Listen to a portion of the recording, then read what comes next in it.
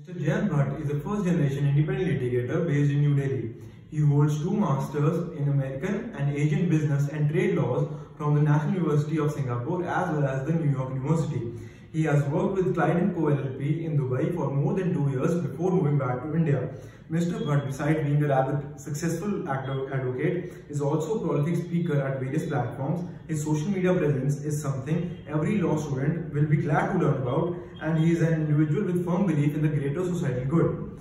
He has a keen interest in teaching and mentoring young minds, and is an advisory board member in various organizations. Welcome me here, sir. Thank you so much for being here. It's a pleasure. Thank you. So first and foremost, I would like to start with asking you that what is it that interests you most about your field? What's most interesting, I think obviously it's meeting people on a daily basis, getting acquainted, and also reading new things in law, reading new developments, facing new challenges, and putting them across the bench. I think that is very important, rewarding and challenging in the same time. Okay, sir. So, going back a bit, we studied that you had done a dual degree from the New York University as well as the National University of Singapore. So, sir, what was the motive behind doing a degree out of India, where the laws are not the same as India? So, look, in my mind, the idea always was to do masters. Okay. Not because I am very academic by nature. Now, in hindsight, it looks like you are academic, you have to do masters, so you may come across as flashy. But it's not. So by the time I was in my fourth year, I thought, okay, I'll cover 2 continents, maybe Europe and America. And it so happened that by the time I opened the website of NYU, so it was offering this program, but it was in Singapore. Okay. And the program was called NYU at NUS. Okay. And I was the first batch for this program. We were a batch of 45 people. And this program was the only kind of program which offered 2 degrees in 1 year. It lasted for, I think, about 5 to 6 years in the world. And then the university had, their split and they went their own way because I think of the funding and scholarship. Yeah. Not being available, and when I opened NYU website, I didn't know that I would be ending up going to East, Asian, again Asian country, and finished my 2 masters there. So in hindsight, as I said, plan was to do 2 masters in different continents. It so happened that I ended up doing 2 masters in another continent altogether. Okay. So there was no, I would say it was by default and by design. So, it is seen that the people who do LLM or choose to do LLM, they are more likely to go into the teaching field. Right. So, what are your views about it? So I think right now I'm teaching only. When every day I'm conducting a webinar. Okay. I think I'm learning and I'm teaching because it's a two-way process. When you teach or try to teach, sometimes you also learn in the whole process because you're also doing your own research, studying about it. In fact, when I had come back from Dubai to India, I was told by a few of my friends, why don't you start giving guest lectures in colleges? And I was like, no, I don't think I'm ready yet to get into the profession because I was freshly out of law school. Yeah. And I knew that people 3 years junior to me would know me and they would not respect me. Because you have been a student and you can be a notorious student also. Yeah. I'm definitely not denying my student history here. But I'm like, I don't think it's my time to start teaching people. Let me gain some valuable experience. Let me, have a strong foothold, in litigation. And then, if I think I've learned enough, then I'll definitely go and start teaching. So when I opened this office back in 2014, I started having, intern intake, and I got to know about their colleges and the problems they were facing with the faculty. And I think in the last, I would say 2 to 4 years, I have made a conscious decision to mentor people. I've always had a very active internship program where I have always have one-to-one interaction with all my interns. And then I thought, look, the idea is to give back to the society, and I'm very, very conscious about that. So whatever opportunity may present itself, I take it with utmost humility because somebody somewhere is reposing that trust in you. They want, or they think that you can at least contribute somewhat to their students, to their curriculum. And I never say no. So I just, my only request is whenever someone is inviting me, please give me some time. Whatever topic you have decided, let my team do some good research on it. We also because I treat giving a lecture like going to a courtroom. You still have to do the same amount of preparation. You have to do the same number of research, re-research, edit your drafts. And then once I've read it, then I, with my own experience and the research that my office has done, my interns have done, associates have done, then I want to deliver it in a lecture form, and I think that is very satisfying. And I think it's a continuous process now because this is my 13th year in the profession. I think people take me a little more seriously than they would have taken me 10 years ago. I would not have taken myself seriously 10 years ago. But today, I think having spent considerable time across all the courts in India, be it Supreme Court, be it High Courts, be it trial courts, I feel a little more sure-footed. I think I am a little more confident than I was when I graduated. And once you speak to people, you realize that if you come across as confident, that only happens because your life journey has taught you so much. Your journey in court has enabled you to deliver that punch that sometimes students are looking to within their own curriculum and within their own premises in the law school. So absolutely, the thing is that teaching teaches you a lot. And I can say that because I come from a family of teachers, my father and my mother, and both my sisters have done masters as well. So I'm the only one who's still doing the bachelor's. So I can say that teaching surely teaches a lot. Right. So, like we read your past, and your life has been always a part of transition. Like after moving from India, you went to Singapore, and then you went to Dubai, and you had a secure job at a prestigious law firm at Clive. So what motivated you to return back to India? So motivation, I didn't have to find it because the plan was always to come back. Okay. So you don't have to find a special reason to be back at your home, right? I mean, that's where your heart is, that's where your family is. So there was never a iota of doubt in my mind that I have to come back and set up my independent practice. That was always the goal. The fact that I got a break in Dubai was a welcome break because it was in 2008 when the markets were crashing, the markets were slow, and suddenly some partner in some firm liked my face, liked my interview, and I was interviewing from Singapore. In fact, I had a video interview, 2 rounds video interview from their office in Singapore. From client office in Singapore to client office in Dubai. So the first round was with a different set of partners, and the second round was with a different set of partners, and they liked me and they engaged me. As simple as that. So that's how it happened. So it was more like a honeymoon period for me. You don't make money, you don't pay taxes, learn about a different jurisdiction, because that enables you to, when you start having your own practice in India, or even when you're undergoing tutelage under different chambers, money is tight. And it's an open thing in our legal field that as a junior lawyer you are struggling, especially as a litigation lawyer, in a lot many ways. So I think my experience in a firm eased that struggle when I came back. Even when I was junior in some other chambers, let's say the income perhaps could have been sometimes wanting. It was sometimes difficult to meet your own needs, that money. But the amount of money that you generated at the start of your career, I think was a good kick by God's grace for me, and that helped me. So again, no confusion. And as we said here today, this was always a dream to have your practice, to have your office, and I would say that people have been kind. God has definitely been extremely kind to have bestowed this opportunity in my way to have my own practice. So I actually asked for the motivation because as I see the children around me coming from Punjab, their only dream is to move abroad and not come back. So that is why I asked you for the motivation, because like we see that the only aim is to go to Canada or US and then settle there and not care about the parents, your motherland, they don't come back at all. So that is why I want to ask this special question from you. So look, what motivates me may not motivate you. True. So maybe a US lifestyle or a Canadian lifestyle may appeal to the youth or to the younger generation, and that has always been the case. You see, even pre or post independence, people have migrated because if they think they are going to get better opportunity elsewhere, they will take it. When I wanted to or thought of deciding my own practice, the idea was India as a litigation lawyer has a lot to offer. I'm not saying that US and UK don't have anything to offer. Obviously, they are also rich in their own jurisdiction and jurisprudence. But we are a population of billion people. So imagine at least billion problems coming your way as a litigation lawyer. Every time I'm in a court, I look at the crowd and I think this is my potential clientele. Even if 1% of this clientele comes my way, my needs are met. I'm able to generate enough fees. Yeah. That's what I tell my team also. You go to a court and you see the number of crowd there, you see the number of lawyers. Everybody has enough to practice. But yes, as I said, motivation can come from any corner.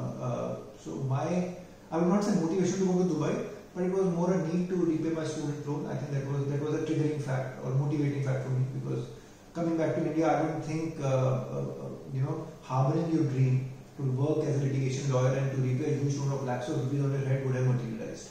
So that motivated me to go to a foreign country and earn money there.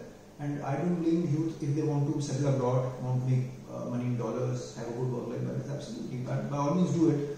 And if you can give something to your motherland, if you think you can contribute to your economy by being here, absolutely no fault, because even tomorrow a foreign plant will require the assistance of an Indian lawyer in any dispute, because we are still a highly regulated market. We don't allow foreign firms to come to us so easily. So, and Indian lawyers have made a mark the world over. Look at the biggest of lawyers in town. They are also QCs in UK. They have also have relation good. And even the law firms have really good relations with the foreign law firms. So I think we have made forays so far as the Indian legal sector is concerned across the world, and things are only going to go up from here. So when you move back to India as a first generation independent litigator, like you wanted to start, and what were the main obstacles or the problems that you faced when you came to India and to set up shop basically? So the first, I would not say hurdle or problem, but the first challenge that you have is to find a chamber for yourself. Because you have worked abroad, you have studied abroad, so you may have a lot of misapprehension about yourself.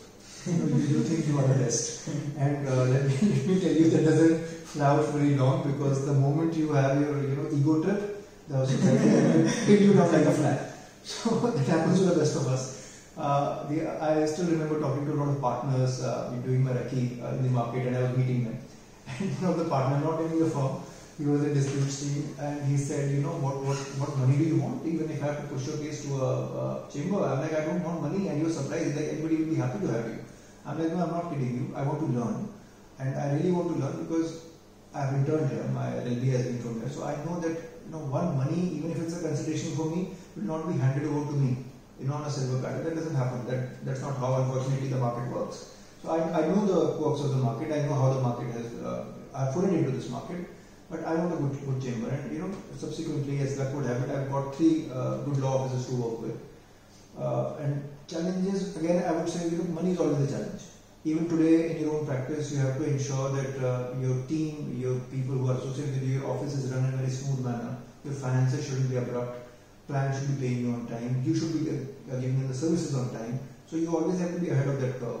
And because we are a service industry, people come to you for service, good services. Relief is something which is not in your hand, but trying to get that relief is something that you can definitely do as a lawyer. So, because you spoke about market and the Indian judiciary, we all know that Indian judiciary is very lenient when it comes to dealing with cases. So, and providing justice, that's obviously. So, what do you think we should, don't you think that we should adopt some laws that are being practiced in Britain, such as the 3-strike law or another different techniques of interviewing or something like that? Right, look, I don't think they are lenient as a judiciary, because lenient would be saying that we are lackadaisical. So I don't think we are lenient as a judiciary. We are a very robust system. However, we lack funding and we lack infrastructure that we can always improve upon. Let me give you an example of UAE. When I was in UAE, they are also not a 3-strike system as such, but they have a time-bound litigation system. So from the lowest court, which is the district court there, to the highest court, which is the Supreme Court of UAE, or the Court of Cassation as they call that, you have to decide a dispute within 3 years, and that's the time frame. From the lowest court to the highest court. There's something which is lacking in India. So I think we need to make a time-bound law. We have a law of limitation, but the moment you file a condemnation on delay application, if the grounds are good, judges and the courts condone it. That has definitely taken a toll on a lot of dockets which are pending. And because of Corona, again, the pendency is only going to go up.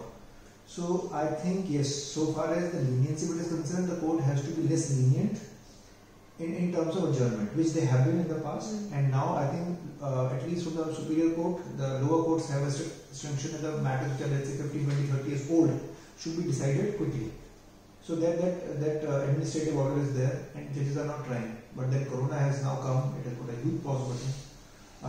And we should not only look at Delhi NCR or the big cities, let's look at the Tehsil district or the smaller talukas or the smaller cities in India. If you go there, you go to any district court there, not all of them have a very great infrastructure, or the judges' vacancies there. If you see in tribunals, a lot of tribunals don't have judges. You know, so we need first to fill these vacancies, and I think we need to have less and less tribunals, according to me. That will make the system a little more robust. I keep telling this to people. For example, let's say there is a high court premises.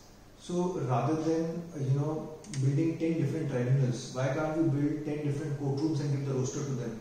Yeah. It will be easier for the litigant and the lawyer to come to one place and not run around at 10 different places. And especially with the virtual court hearings, now we have decided how technology can help us in the long run. So I think it's time where I think the judges, the lawyers, the bar, even the law students, I would say, the academics, academicians should all put our thinking head together and decide how we want to take this forward. Because what we do today is going to define our future 20 years down the line, and we don't want to be lagging behind in any other jurisdiction. Because look, law. When we talk of law, we are talking also of the business that a country has to generate. So if the government of the country says that come and do business in India, but then for the foreigners, the viewers in India doing business is difficult because it's not conducive for business. Yeah. So it's not just the bureaucracy or the executive or the system, which is, I would not say lenient but slow, but the judiciary then has to step in and ensure that you give swifter justice, faster justice. So if anybody has a firm belief in the judicial system that it will not take 20 odd years to decide a matter, and the lowest court to the highest court of the country will decide a matter in 3 years period, then I think it will boost the economy, it will boost employment and job offers even in the legal industry, and that is something we need to realize. And I guess with that, this quote that justice delayed is justice denied will automatically will be scraped out. Yeah. It'll for sure go. But as I said, we have to take all the stakeholders together. From a tier 1 city like Delhi to a tier 4 city, wherever it may be in the country. Everybody, all the stakeholders have to come together and say, yes, we are okay with it. We are okay with digitization.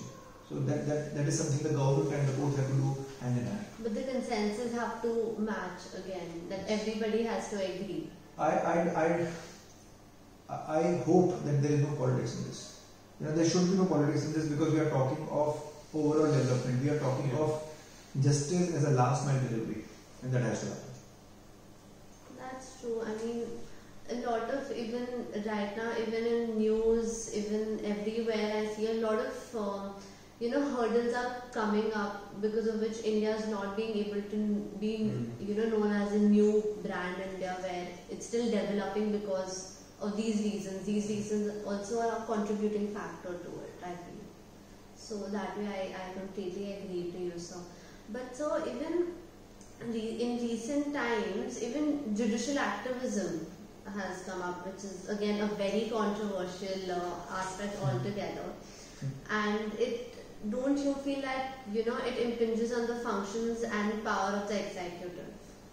Look, both yes and no. Sometimes when you see the judiciary foraying into executive or legislature's domain, it is required because a lot of sensitive matters are there in which sometimes if it becomes newsworthy, then people think, look, nothing is happening, judiciary needs to do something. So there are public investigations, suo motu cognizance by the courts. And in certain cases, I am with the judiciary that yes, those steps are important. When I say no, I also think that there are matters in which I personally think that judiciary should not interfere. There are businesses which are regulated by other government agencies and bodies. Unless there is a foul play in that, then I don't think that the judiciary should, and with all due respect, should foray into those domains. So, for example, let's say the real estate market went bust, and these huge Amrapali Unitech matters were heard, and now the matters have gone to NBFC and all, NBCC. There was a judicial intervention in that. Michael has been appointed, things have been taken. Now the thing is, we have to look at a bigger picture whether this economically was the right step or not. This again involves a very big economic and judicial debate. Whether the judiciary is impinging on this or not.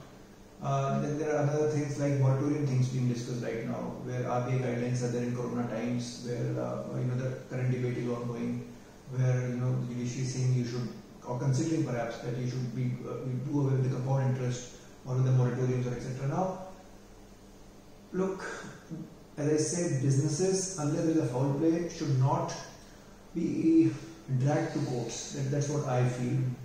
And a business person, any business person, would not ordinarily like to go to courts.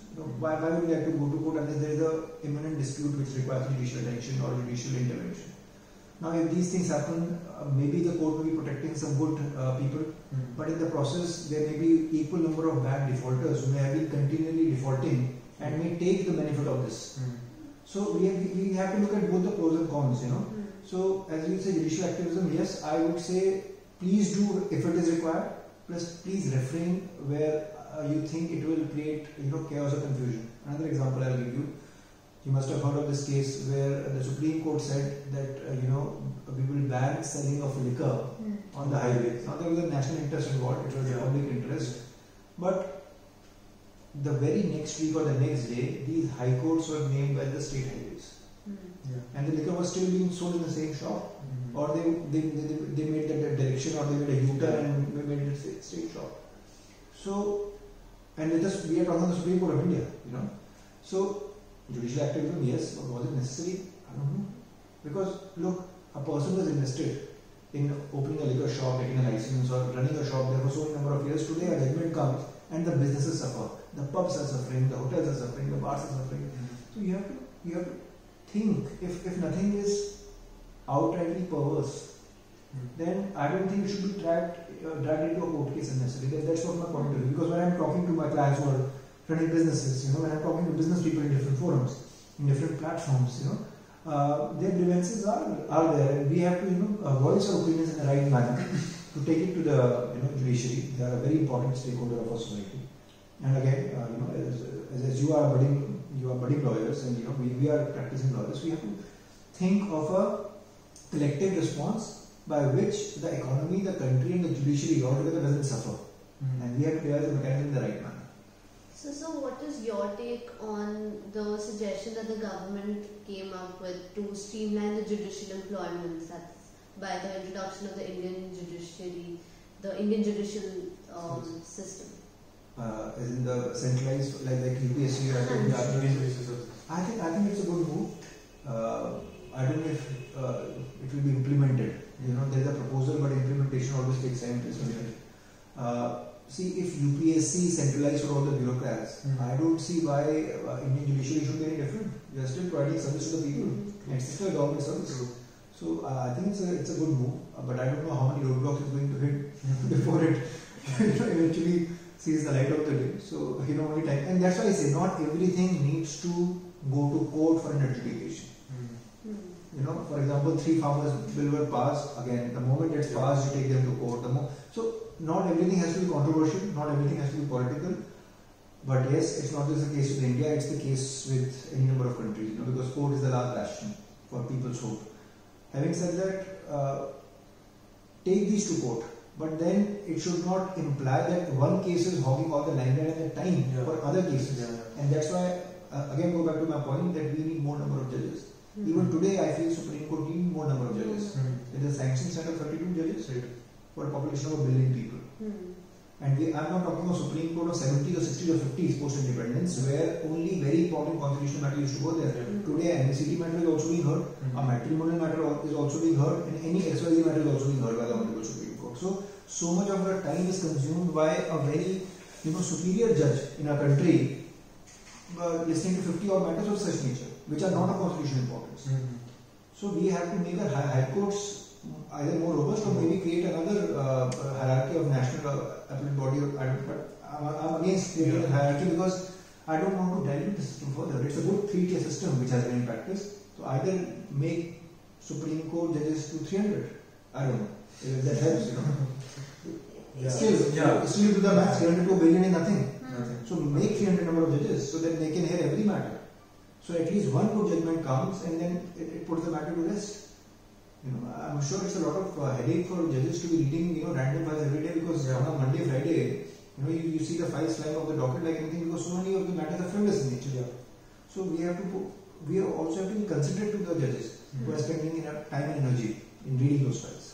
It was very difficult for a set of 30 to 40 judges dealing with so many cases on day-to-day basis. And it's not a full strength, madam. 32 is the sanction strength, sitting strength about 25, 26, and then new admission and new retirements. Yes. And then on top of that, even there are judges who go on breaks. That is different. Judiciary likes holiday. I think, look, everybody requires holiday, but I think if other sectors are in other industry, look at the private sector, for example. If you are in any employment, you are given 21 days of holiday in a year, excluding your weekends and other national holidays, right? I asked myself, why can't we really do this? Why can't we just go and leave on circulation? I don't mind working 365 days, days a year. And judges are also hardworking. I'm not saying they don't need their rest, but they can take holidays in circulation. So if today a judge wants to have their own holiday time, by all means do it. But to put judiciary on a holiday for a month mode is a major setback to a country like us, where everybody wants to go to judiciary and argue their case. So you can't have a 1 month holiday, just as a summer holiday or a month and a half holiday. It's too long a time. Yes, there are vacation benches, there are other things happening, but I think we are not in the British era anymore. We are in an era where things are extremely fast-paced. And the connectivity we are talking today is a hyper-connectivity in the world. One video can go viral like anything. One Supreme Court judgment can make ripples across the country, even across the nation. So I think this 1.5 months, in my humble opinion, has to be done away with. And I'm not saying don't take holidays, but take it in circulation. Yeah, maybe like in a cyclical rotation or something. Yes, absolutely. So there's one more thing that people tell that if ADR, if mediation, all of this comes up, then the advocates, the litigants, the judges, can take breaks, can go on rest. Can all the cases, like the majority of the cases that you deal with on day-to-day basis, do you think that these cases would, be given proper justice if instead of being in litigation, it goes to the ADR section? Look, when I was in law school, and the first time I studied about ADR, I was really excited. Oh, new field in law, something has to come up. And the same carrot is being shown to the students today and to the prospective stakeholders. Please understand, it's something like this. Alternate dispute resolution is privatization of justice system. I cannot put it more simply than that. The people who, I can be an arbitrator, even you can be an arbitrator. It's in the Arbitration Act, you don't even have to be a lawyer. Any person can be an arbitrator, right? But most of the big ticket arbitrations are being headed by retired judges or people who have some experience in that field, maybe engineers, maybe CAs, maybe so on and so forth. So this is privatization of the system. The moment there is a dispute, they again go back to judiciary, challenging award in section 34 or appointment of arbitrator in section 9, section 11, all those sections. So you have created a system which is 10 steps back to the judicial system. So when I said don't create extra bodies, don't create tribunals, don't create this, create more courtrooms. We have to have an effective justice system, and that's why the ease of business doing in India is not that you put a matter into arbitration, there is no timeline. Now there is a timeline that okay, it has to wrap up in 1 year, right? It gets wrapped up in 1 year, but imagine that goes into appeal. Now how long will that appeal is going to take, we don't know. So then that becomes a problem, and sometimes there are some adjustments, even there are some other problems. So 1 year may also stretch to 2 years. We still don't know. So well, there are steps in the right direction, but all I keep saying is let's have less number of laws. The less chaos and confusion is there, the more clarity will be there for everybody to go to court and sort things out simply in a much faster manner. Even after ADR, people tend to anyway go into litigation. So instead of going to courts after that, build more courts so they can directly, approach the courts rather than that. That's that. So on a lighter note, you are chairing a webinar every day, you write news columns, you are really active on social media platforms, and you balance your professional and personal life as well. So how do you manage it so well? So, as before the interview, I was asking Robin, how do you do it? So she said she's handling 5 different chairs, and you have your own life, so you're all juggling, right? Yeah. So I keep telling people, we all have 24 hours, and today, as we're discussing my LinkedIn post, somebody commented, do you have an army of unpaid interns this copywriting and ghostwriting for you? No, I don't. I can tell you on record, maybe tomorrow post might share this, but I don't. I am of this firm belief that in these 24 hours, by the time I sleep in the night, one good thought I have to raise the next day, and that that thought can come from newspaper, from meeting the people, from my own experiences, from any anecdotal experience that I may have had with people in the past. So in a day you see so many things, I mean, as I said, we are living in a hyper-connected world. So whether it be a YouTube video, whether it be a news article, whether it may be a movie, a good thought has to be relayed. So I assemble my thoughts and and then I draft my post. And then I edit my post, and then I put my post without pay. So maybe someday they will start, incurring some revenue for me. In the long run, maybe I'll have them copyrighted. I don't know. But as of today, yes, I value my interns. They don't do this drafting for me because they don't know my experiences, and till the time they speak to me, and I don't know their experiences till the time I speak to them. So it's not that tough, For example, you have taken your time, you have come here, and we are still doing it 24 hours. Yes. So that's simple. So, sir, your anecdotes are something we all look up to, including me on LinkedIn. So, sir, one memorable case that you cherish the most. There have been lot many. In fact, I just concluded a bail matter recently, where my client luckily secured bail. And this is the only matter in my life where I have moved bail application under all the 3 provisions of CRPC. Oh. I first moved anticipatory, and I was assured that I don't have to worry, and I'm covered under the law and everything, which I was aware of even before moving anticipatory. But by the time my client got arrested, and I'm not mincing words, unlawfully by the police authorities, then I moved a regular bail application before the magistrate, and the magistrate declined my bail application, which was subsequently granted by the Sessions Court. So I went under articles, section 438 and 437 and 439 of CRPC. All the bails were moved, and my client for no fault of his had to suffer, only because the police was impinging or transgressing on the judicial fora where they should not have done. And my team luckily has been on this case. It's a big ticket matter, and we have been working very, very hard on it. So I think we've all learned together. As recent as last week, I can tell you, without disclosing the details of the case. But now the client is out. He's out of Tihar and rejoined with his family. So these things teach you different things, because you're always up against the system as a criminal lawyer, or even as a lawyer, but more so as a criminal lawyer, because you're up against the police authorities, you're up against judiciary also sometimes, because you don't know what is the mindset of a judge going to be. Let's say a lower court judge may decline your bail, but a superior court judge will grant you, saying that okay, there was some sort of non-application of mine by a magistrate or somebody. So then the question comes, why can't the lower court judge would have applied the mine properly at the first go? And that becomes a problem, because okay, for me as a lawyer, maybe it's a day in and day thing out, but these things affect us also on a personal level. You're fighting for somebody's life, for somebody's liberty, and if they are suffering, subconsciously you are also suffering as a lawyer, because you're fighting the fight for justice. So not many memorable incidents, but this is one of the this last week, very, very latest one.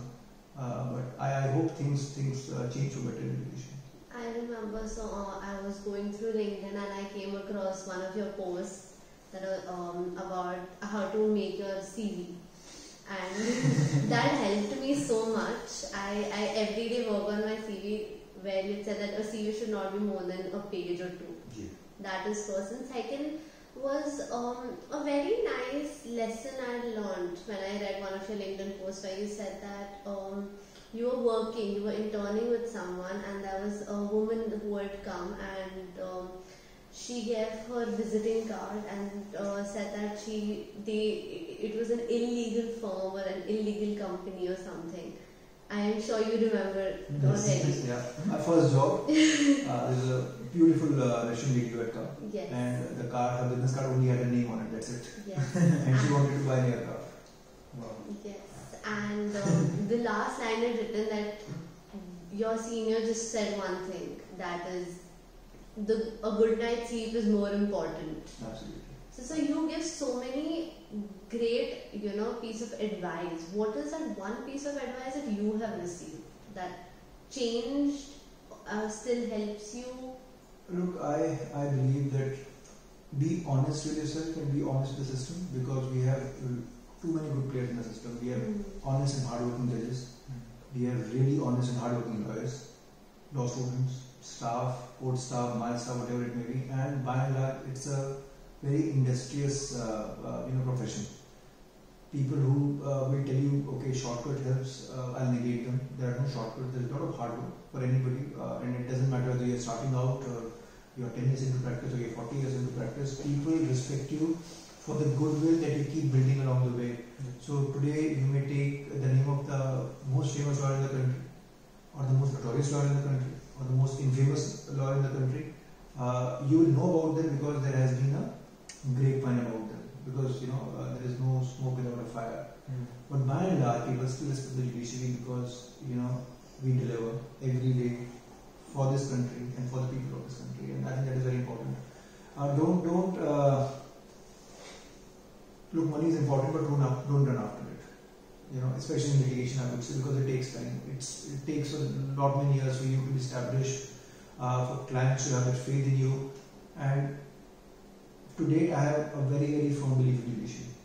I gave you this example where in one case I had to move 3 bail applications in a single matter, but I did not lose hope till the very end because I had my belief that the judiciary, the judges are not going to fail me because of my inherent belief in my hard work and my inherent belief in the justice that they were going to render to my client. And today is out only because I had this faith. You don't have to mince your words, you don't have to go a wrong way to secure relief. Be aware of the law. Do a good research, do your hard work, and I'm sure things will fall into place. Sometimes it can be challenging, you'll be demoralized, your clients may leave you because they don't trust you enough, because there are so many rumors going on in the market these days, but you have to hold yourself on a very firm footing, and the belief that you have in yourself, nobody can shake it in you. So take your time, even if you have doubts sometimes, it may linger on for weeks, it happens to the rest of us. Go on a hike, take a holiday, talk to your friends, talk to your family, clear your mind, come back and get back to the institution.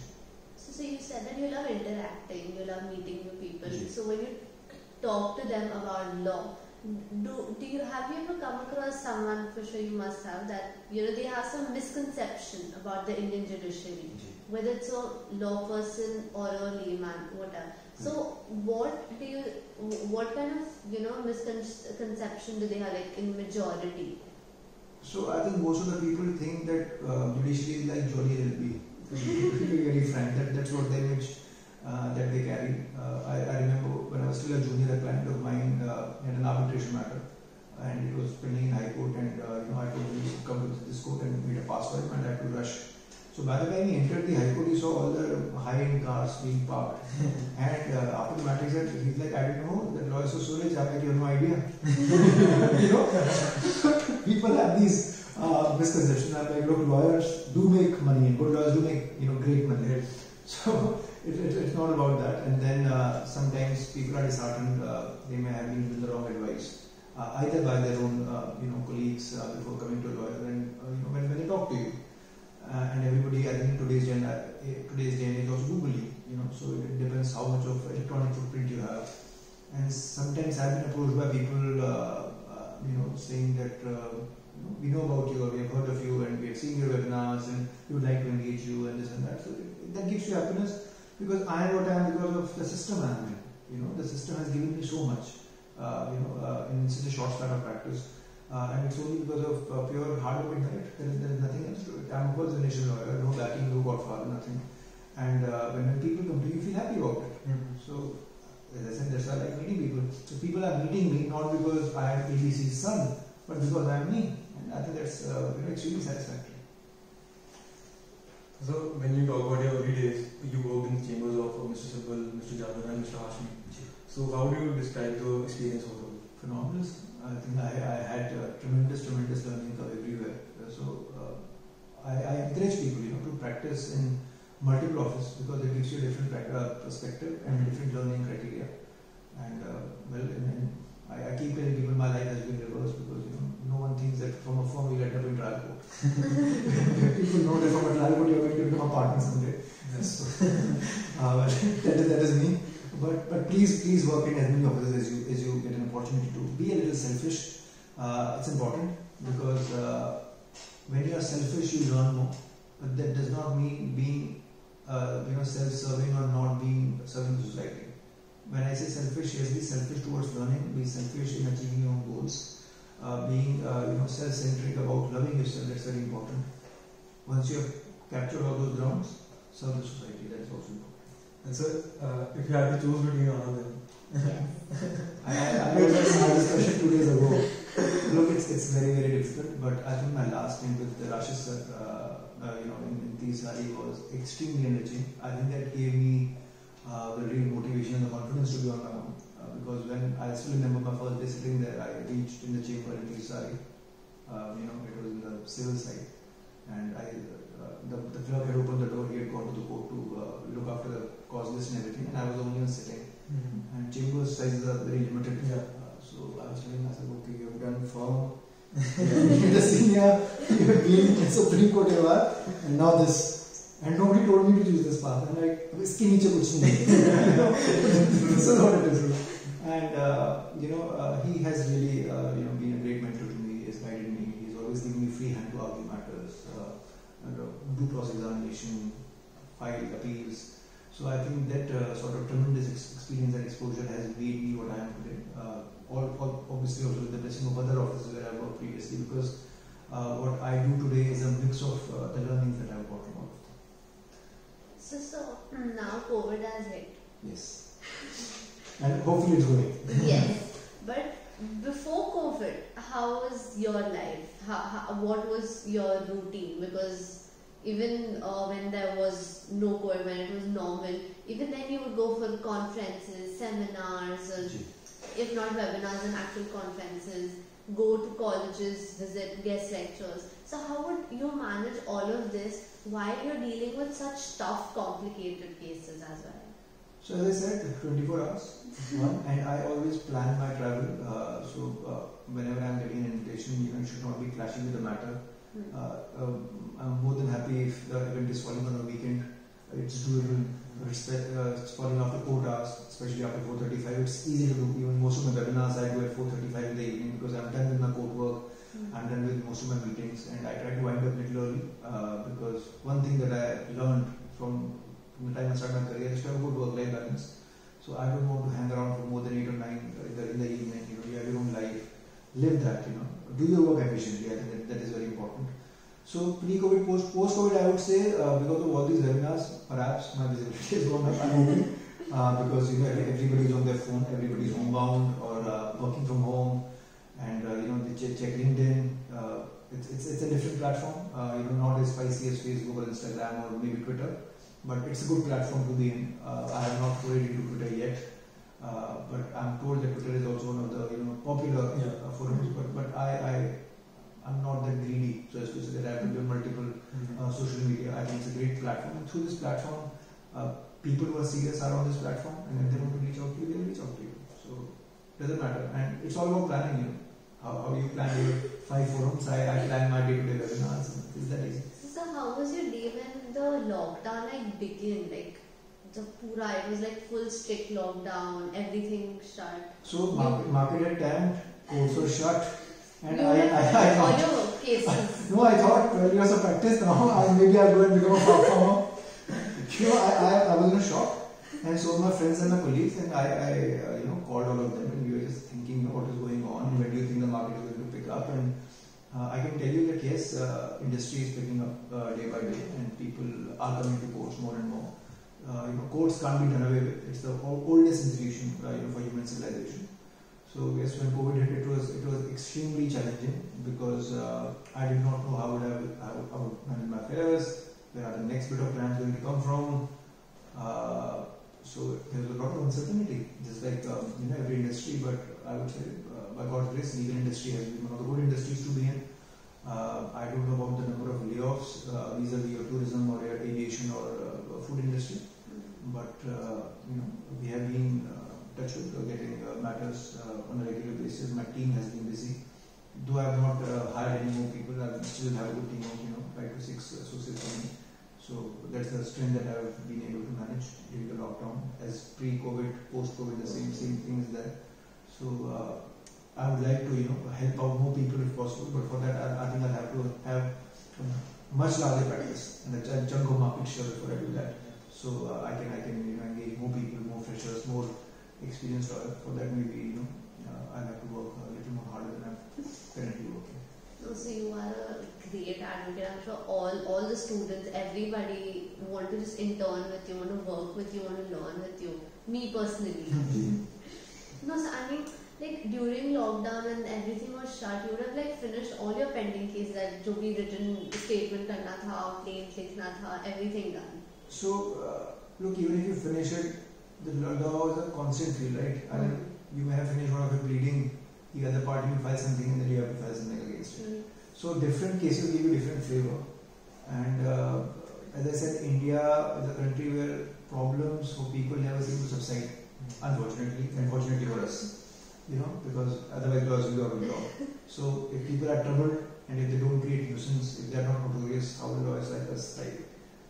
It's something like going to doctor. If people don't fall sick, the medical profession will go down. So I'm not saying that people should be troubled, but they are in the habit of troubling one another. And because they trouble one another, they go to judiciary. And judiciary then, the judges decide what the matter has to be about. So yes, as I said, things were tough, but I've always done work on time. So it doesn't matter whether it was COVID or pre-COVID. Just because it's COVID, I have to finish my applications on time. So I don't think that was the approach.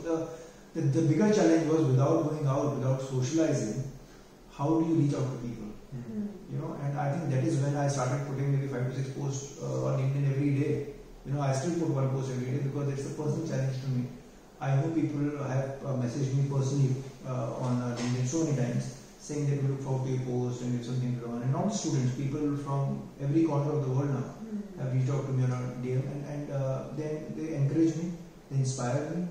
And I think, embracing technology in a good way is the right thing, because none of my posts is about solicitation or give me work or this and that. No, as I said, it's barred and I don't do that. But what I do is put a thought across there which can benefit somebody, which can inspire somebody, and before that post inspires somebody, it has to inspire me. Yeah. If I myself am not inspired, how will I inspire people? So it's as simple as that. No, a lot of your posts have also got a lot of students, my friends, who aren't from the law background but follow you. And even they, I remember when Riya Chakravarti case had come up, got the similarities. And when you had concluded it, I also started questioning, which stuff that I wasn't questioning, I started questioning that. So I also await when is your post going to come, what new question am I going to think. So I really want to thank you for that. So that's what I said, that's the role of a teacher. Yes. So it may be LinkedIn teaching, people may not realize it, but teaching, as I said, is a two-way process. Sometimes when I learn something in a day, I put it in a post. And as I said, people have been encouraging. You have been encouraging. You are here because of LinkedIn. So it's a great platform. It says, what is the tagline for LinkedIn? Stay connected. Stay connected and also connected to opportunity. Connected. So this is an opportunity we've got here right now. Otherwise, I don't know if I would have ever known you. Otherwise, technology helps you if you use it in a right manner. It can transcend you to a different periphery altogether, and there is no personal gain. It's something I give back to society, because whatever post you read is something I have learned from people in my personal journey. So we were talking of cases. Could you tell me any 3 cases that have been very challenging but have at the same time affected you a lot? So I'll give you an answer which may not be direct, but and when you say cases, look, not every case ends up in court. Sometimes you get advices to plan and this and that. So when I was still in Tisari, I got this mother and daughter come to me for a check bounce matter, and they had already changed about 14 lawyers before me. And I said, okay, I'll read your case, but I will have to take my fees in advance. And they signed me a check, and I said, okay, by Monday I'll give you advice. By Sunday I gave them advice, and Monday my check had bounced because they stopped the payment, because they had already changed 40 lawyers, right? So the first check bounce happened with me personally as a professional, giving advice one day before. So I realized, okay, you have to take your fees in advance. That's the lesson. The second check bounce case which happened with me was the gentleman who had come here, and his matter got dismissed from Supreme Court, and he had come to a reference, and he said, okay, will you prefer cash or will you prefer check? I'm like, he's from reference, he'll pay out. That doesn't matter. I'm like, you pay me a check and that's fine. So after he had left, 4 days after, I told my clerk, please encash this check. The check again bounced because he had pulled a fast one on me. his checkbook was 8 years old from an account which did not exist. Oh. Yes. Oh. So, you know, it's not about the cases which you do in court. It's also behind the scenes which matters, and all these things teach you a lot of things. You know. Now, I have learned a lot from this. You know, I've learned to take my piece of front. You know, and it's not about I'm robbing my clients. It's about I am charging a legitimate professional charges from you for the work and the service I'm going to render to you. And you know, the biggest of lawyers have this practice. They charge their professional fees in advance, and I see why they do it, because they have been through the same rigmarole that I have been as a young lawyer. So yeah, I mean, these things always teach you, you know, how to you know move forward with more determination and more, you know, with less stakes getting lost. And you learn from your mistakes. Obviously. So, sir, you talk about teaching and mentoring a lot. So, how does a law student generally or a fresh law graduate choose a right mentor for him? Is it a hit and miss opportunity, or how does it go? So look, it is a hit and miss because we can't choose our future. But having said that, I'm a great believer in destiny. You know, when I look back, it's all about the dot that you join, and you think, okay, it could not have been any other way. It had to happen this way, right? So look, you always want a mentor, and whatever field it may be law, it may be business, it may be engineering. When you're young, you don't know exactly what is right and what is wrong, and how to go about choosing the right career path, and which will you know, incentivize you. Most of the time, we are looking at our friends because we need to ape one another. It's a herd mentality, and everybody would like to work with the most famous lawyer in town, the most popular lawyer in town, and you have to think how you can mentor. So when I say I try to mentor people, like when I'm on LinkedIn, when I'm on YouTube, when I'm giving this interview, I'm doing this because I know that a YouTube video has a much more wider outreach than the number of people I can accommodate on a given day in my office. You know, but I'm still doing the service.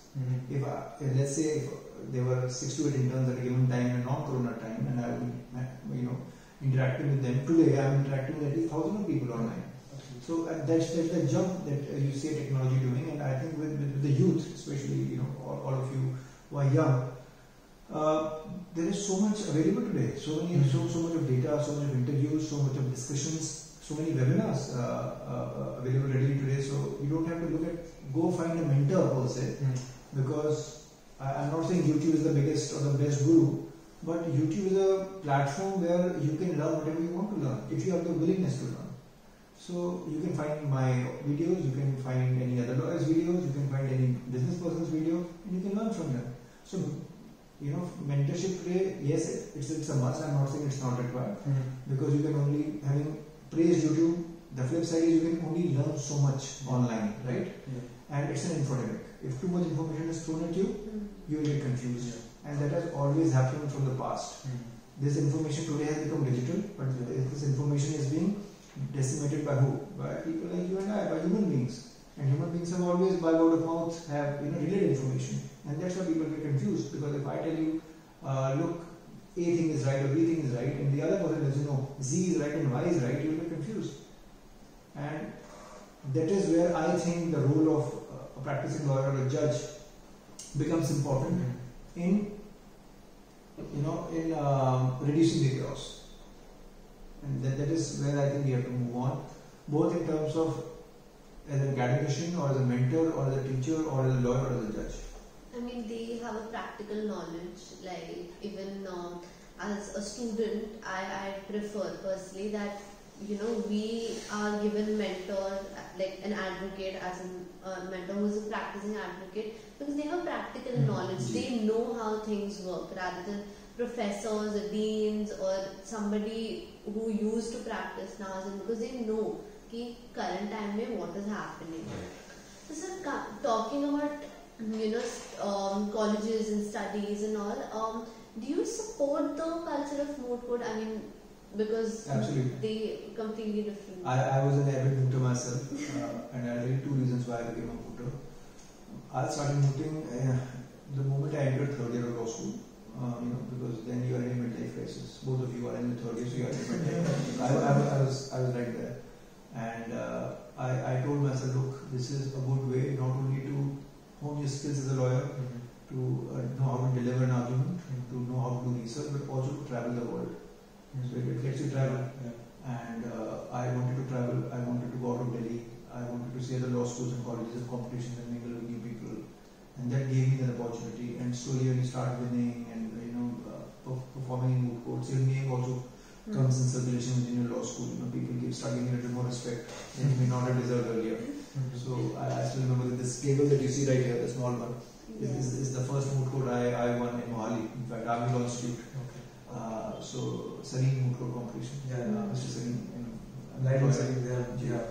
So this moot had just started by Army Law Institute back then, and I remember getting a moot court, the mooter prize, for 10,000 rupees check, and I'm like, wow, 10,000 rupees is a lot of money even now. And back then I'm like, as a law student, you have gangster check and the trophy and the speaker trophy and all that, and I'm like, wow, this is good, and that gave me the confidence to do more and more moots. So I always tell people, yes, do it, not because you can bunk your lectures, but because you can legitimately, get attendance, travel somewhat and learn, and that is very important. That was my mandate. But so, I'm not really into moot courts and all of that, but when you started practicing, did you feel that moot courts and actual courts are completely different? How you,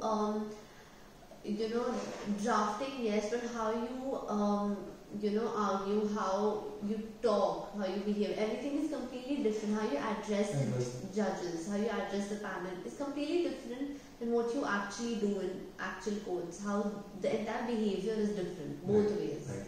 So didn't you feel that? So look, it was a little different because once I finished my LLB, I was in my masters and then I started work. So there's a gap of 1 year pursuing your masters.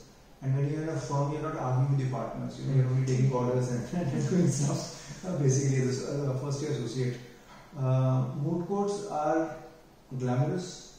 They are thought provoking, and they let you meet new people. Be it judges who are judging you, be it the court master as a law student, as a co-law student who's there, and going to a different law college. So life is all about meeting people. When I said meeting people, I meant even from law school days. I was meeting people. Today I'm meeting people. So it doesn't matter if I'm 14 years ahead of you today. Tomorrow you enter the market, you are going to be my competition. So I should know now how I'm going to behave and what my competition should look like. I should know that. So if you don't like moot court, don't force yourself. If you like singing, dancing, painting, traveling the world, do it. Today the world is a very different place than it was 20 years ago, 40 years ago. When lawyers, senior lawyers come to give us lectures or give us an address note, they would say in our time, people who would not do anything would pursue law. That was their school of thought in their time. In my time, by the time I went into a 5-year law school, Amity was the first law school in India, in Delhi, to open a first 5-year law school program, and I was the fourth batch to graduate. So we had little to lose, because we knew, okay, I don't know how serious the market is going to take us, if we are going to get jobs or not. So we had that uncertainty looming on our heads. But that made us adventurous, So moot court was my calling, I think. And it doesn't mean that just because you do moot court, you become a litigator. It's your choice. It gives you a different worldview. Going to actual courts is different. As I said, again, the population is the issue. Moot courts are more organized. It's something like a Bollywood movie in real life. When you live real life, you watch a movie because you want to escape reality. Similarly, when you go to actual court, courts are fun. Okay, courts are fun. But in courts, judges are hard pressed for time. One judge is listening to 100 matters. In a moot court, one judge is only listening to one proposition. So there is a huge, time and quality ratio. They can listen to you for half an hour also, 1 hour also if they like your argument. But you are still arguing as a lawyer to be. You are still arguing on the points of law.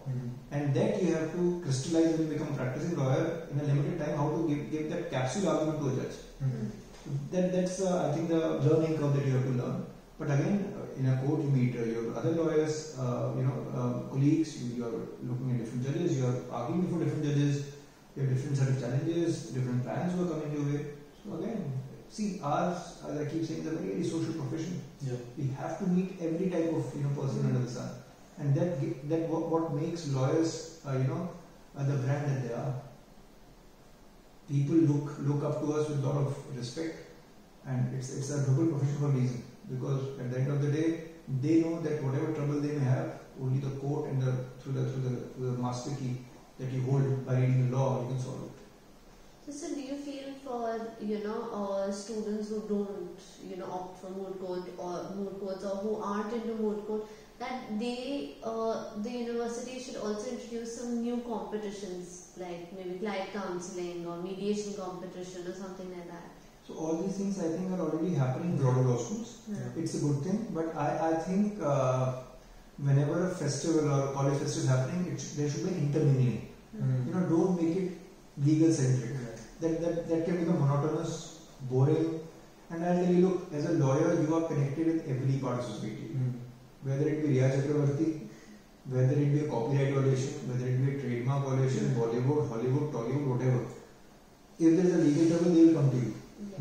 You know, so law is such a vast field that we have to have, I think, exchange programs with other courses also. Be it engineering, if you want to pursue patents, be it MBA or BBA, if you want to pursue business law as a career. So I think there has to be exchange programs which are interdisciplinary, and law is the topmost code for interdisciplinary learning. And I think that is something which our education system is lacking today.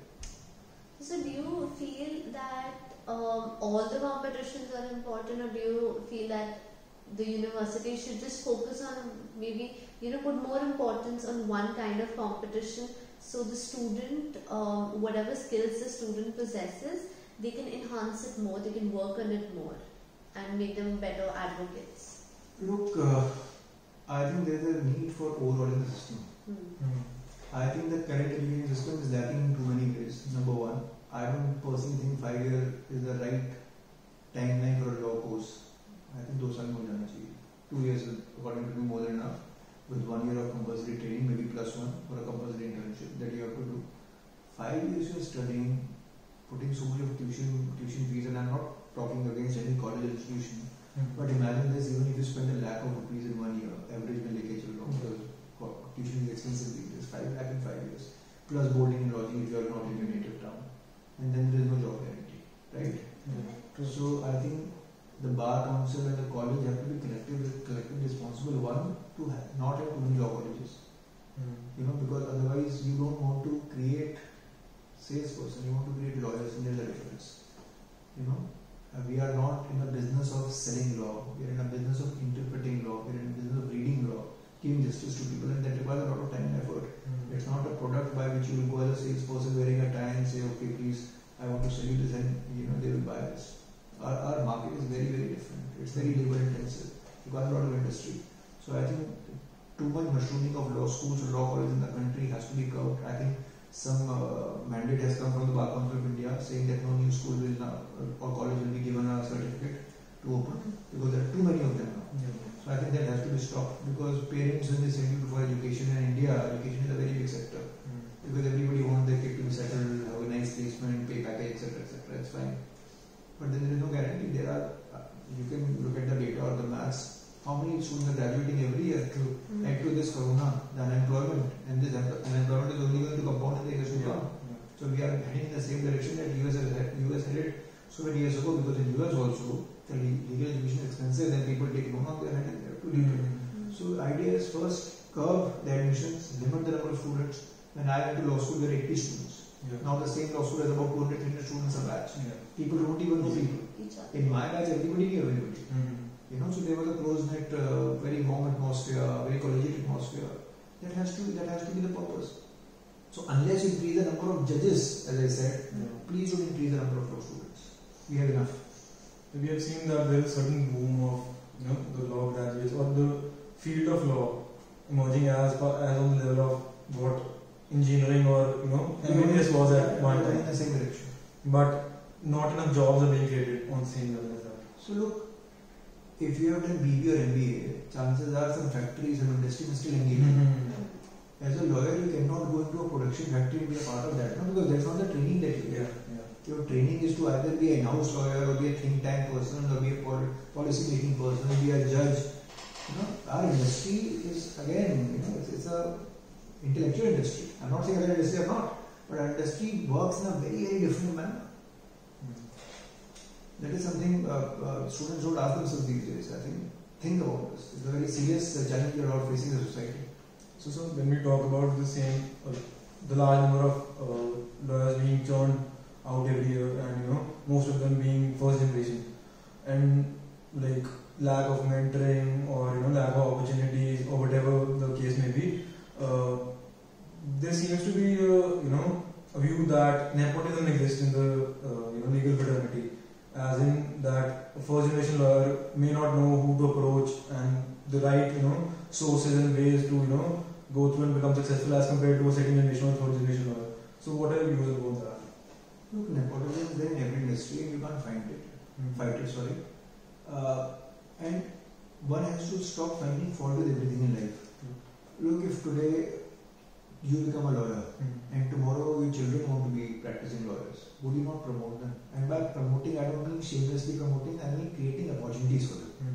So if the son of a particular judge or a lawyer wants to start their practice, and if their parents have worked hard, and if they can provide them with an office or with a library, there is nothing wrong with it. Because in our industry, success is not guaranteed. In any industry, success is not guaranteed. So if the lawyer who is a second or third generation lawyer, please also understand they have a lot of pressure on their shoulder to discharge that fame that their parents may have earned. So that basic things will be given to them, but if they don't perform, a client is not going to come to them. So it doesn't really matter if you are first generation or third generation. Look at any industry. Look at Dhirubhai Ambani, first generation businessman. Made a good mark for himself. His sons, there are two sons, one is doing very well, one is not doing that well. So it depends from person to person. Even in legal industry, there have been so many examples where people have done well in terms of generation lawyering, and people have also not done so well, even being a pedigreed lawyer. So I don't think, and I'm not a person who would find fault. What is good for them may not be good for you. What you have today is technology at your disposal. You don't have to buy a book for 4 to 10 lakh of subscription. You can just put a 20,000 online subscription and read it online. Try. Information is there for you. Take a printout if you find reading hard on a computer. So I think in any field there is no room for excuses. And I would like to tell any first generation lawyer who is listening to you that please don't make excuses. Work on yourself.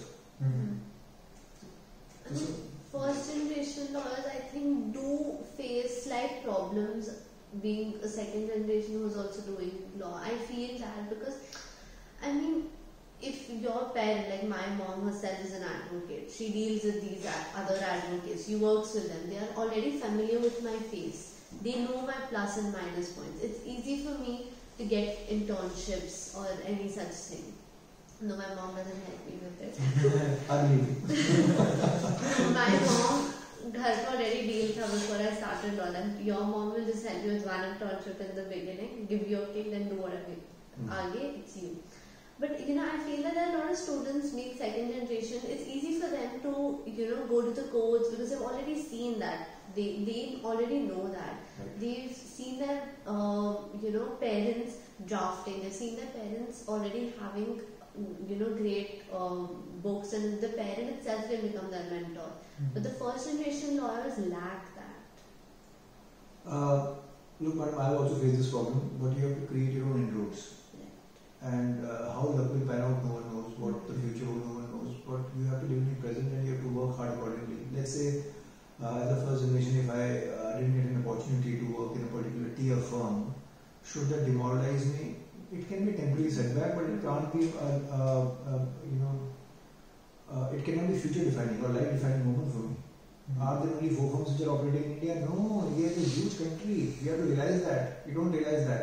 Because why this happens? Because we are always asking limited questions to ourselves. So open that, unwind, think out of the box.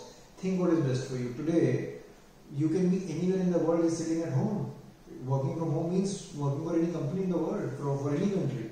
You should, and if you are already proficient in English, if you know how to read the law, if you know the law is to interpret it, by all means do it. So I don't think we are in that same, just after the independence era, ki Raja ka beta Raja. I think wo ho gaya. Think it like this. Imagine yourself being, being like a praja, like in a format ki praja hai. Okay? You are a person in a particular kingdom. 200-400 years ago, when you used to have a kingdom, a king would have all the benefits, and the people would not be having all the benefits. But today, every person has a smartphone. They have a car or a cab. They can order food from Swiggy and Zomato. They have internet connection. So today, life is much more comfortable. It doesn't matter if you're a lawyer, you're an engineer, you're a doctor, whatever. So things have moved. Technology has made the level playing field, a much more larger game than we have in research. So same for law also. So today, as I said, you don't have to go and buy a very expensive book. Plug it online. WhatsApp groups are there which will circulate a lot of publications. Things are there. You just know how to find a key to unlock it. So I've also heard a lot of people tell me this, or have told the first generation lawyers, anyone, that it's best if it's fine, don't intern, getting intern, just go and sit in the courtroom, just hear the cases, let the judge get familiar with your face. You'll automatically, they will call you into their chambers and then they will talk to you. Does that actually happen, or is it just a saying that they say it? It happens. It happens. Look, when judges are running the courtroom, they are sitting at height, and courtroom is their domain. They see everything that's happening there. You may not realize it, but it's true. And that's how I got my first local commissioner. When I was with Mr. Sibbal, he always encouraged me to reach court on time, observe court proceedings. And those are the good values he inculcated in me. So I would, at 9:30 in the morning, I would reach High Court, park my car, go in, see the cause list of different cases, and by 10:30 the High Court used to sit. I was there an hour before. And one particular, judge who is now retired, he's in NCDRC, is one of the judges there. He would always watch me. And on one of my last days in the Sibbal office, I was sitting and there was a matter being argued by two different lawyers, and they needed a local commissioner. And the best part about in his court was he was always very transparent.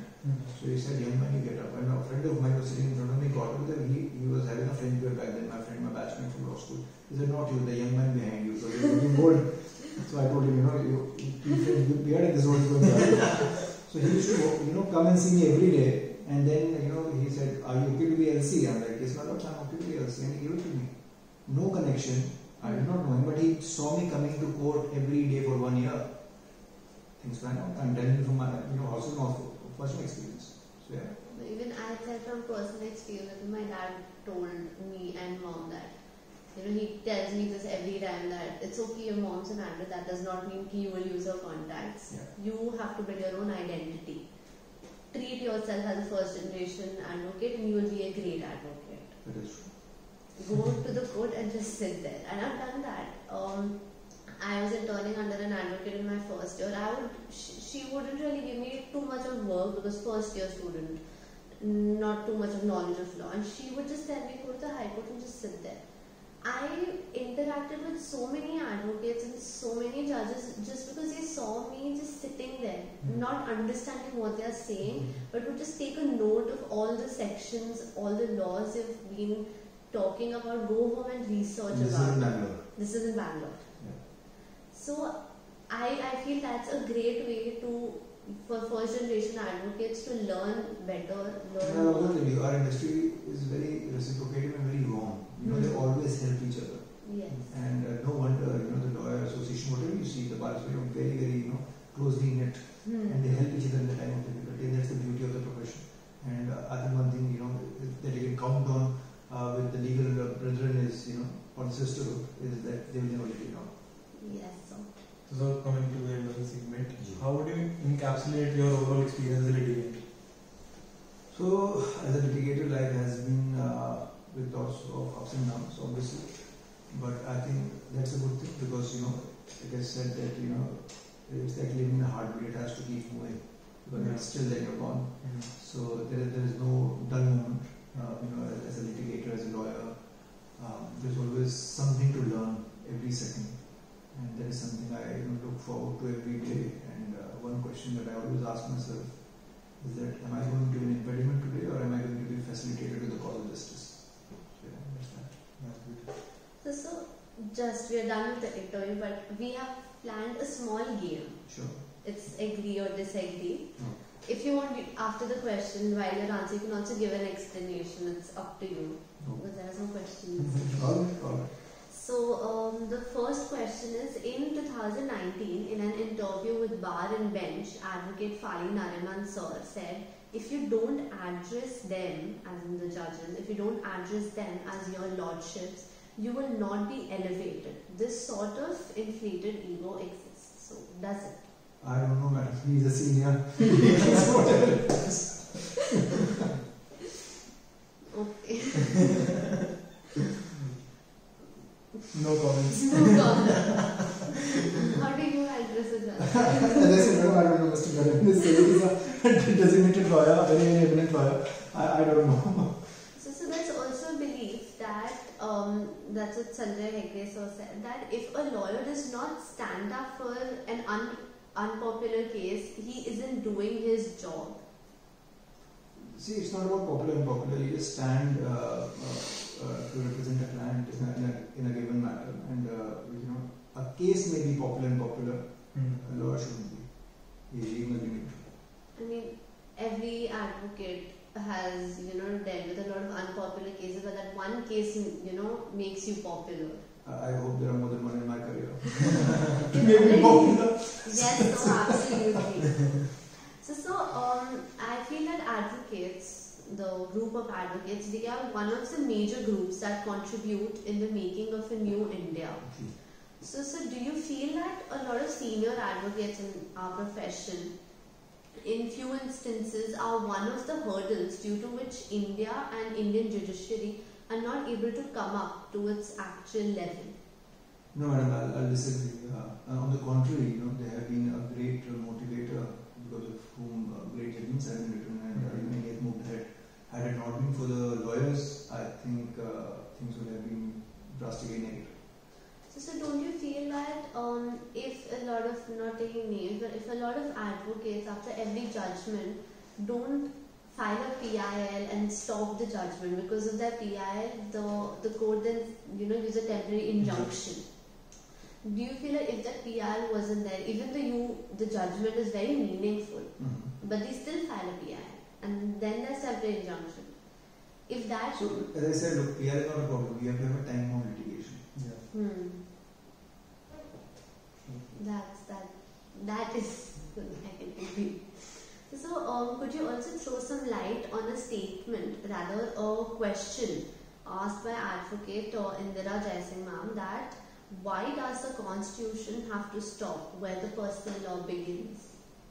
I don't think constitution stops. It may be a point of view, but most of the things in this country, perhaps all the things in the country, at least in the judicial domain and the other domain, happens as per the mandate of the constitution. If there is anything which is under constitution, it gets challenged.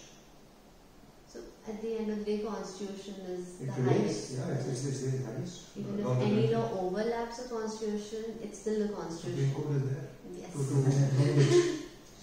Judges are less, so judges can be more in the Supreme Court. So speedy justice. So now, coming to the end, thank you so much for this lovely interview and for giving us some time and helping the students, everyone who's watching.